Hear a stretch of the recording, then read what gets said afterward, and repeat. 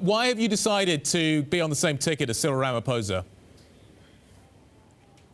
Well, you know, we have a process of primaries, and it runs for a period of about 2 months. And we allow the branches to be our delegates, and they indicate through their poll what kind of position they have given each one of us. They have given the largest number of nominations to Cyril, and part of the largest number of nominations for Deputy President to myself and another candidate. And therefore, it seemed to me like a natural thing that we would come together. Do you think the pair of you can see off a downgrade from Moodys at the beginning of next year? Do you think that the economic plan, this new deal, before you has finish been the put forward? question, even before you finish the question. Yes, I think so. I mean, we are quite certain that one of our first responsibilities is to make sure that our economy is put back on track, to assure investors out there that we've stabilized the political environment. And so immediately after the conference, if we are elected, the first thing we're going to concentrate on is to deal with those things that have put us, where we are.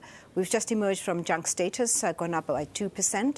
And I think that we are fairly confident with what it is that has put us in this situation, and we are set to set it right. I just want to get a sense from you. This feels like an incredibly binary event for South Africa. If you guys don't win, give us the scenario that you think happens for your country.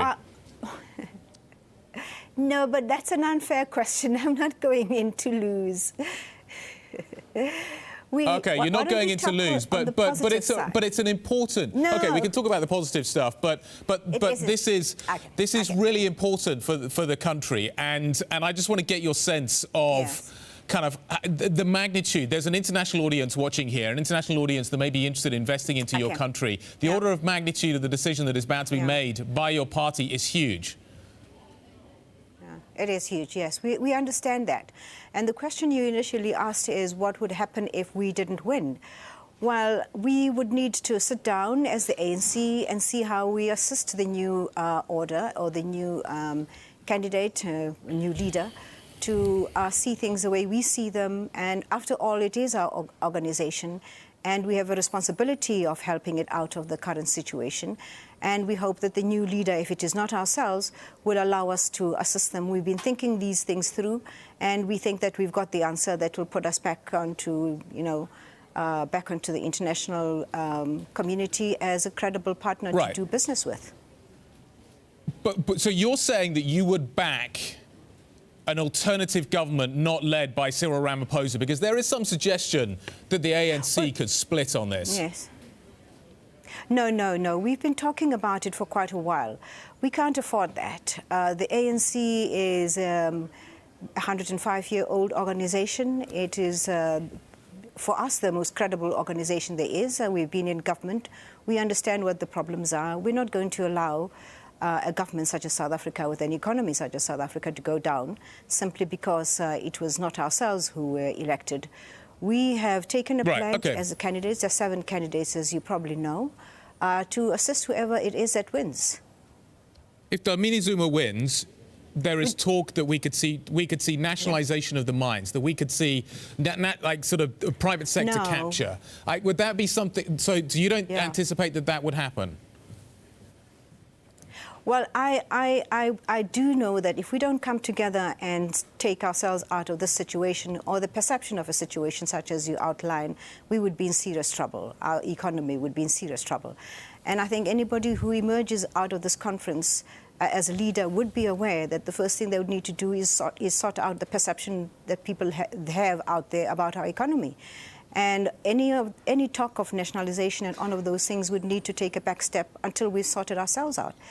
But in any election, people will always speak to their constituencies and say what it is that they are wanting to get out of their constituency and support. So perhaps the people who've been talking about nationalisation and all of those things are people who've been talking to a particular constituency.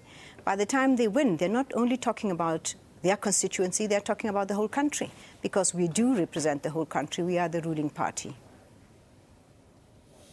What would the New Deal, what would the budget, there is a budget, if Cyril wins and you are with him, there will be a budget in February. He's talked of the New Deal. He's talked about how he is going to turn the situation around in South Africa.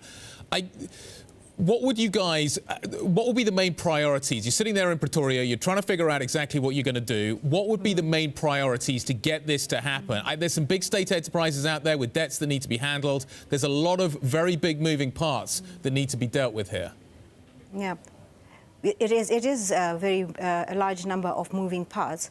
But I just need to correct you. The budget that you will inherit in February would possibly not be the determining factor. The determining factor would be between now and February. What would we be doing now? What we would be doing now is making sure that we look at our macroeconomic policy, make sure that we look at what it is that we have done wrong and correct that. By the time we get to February, we've got to have had answers and put them in place so that we can assure not only our people, but people out there that we are a solid place to invest in. Cyril has put out a new deal. There's been a great deal of criticism about it, that it is not so new. But there are elements in it which are absolutely essential. And, of course, we'll have to make sure that they fit into the situation that we're going to emerge from. But we're quite confident that we have learned a lot in the last 2 years that we've been out on the campaign. And we can assure the world that whoever wins, we hope it will be Cyril and myself, we've got our sights set on making sure that we deal with the economy. He's worked out a 10-point plan for the economy.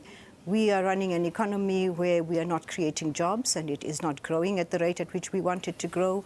All of those are elements that are very much at the top of his mind.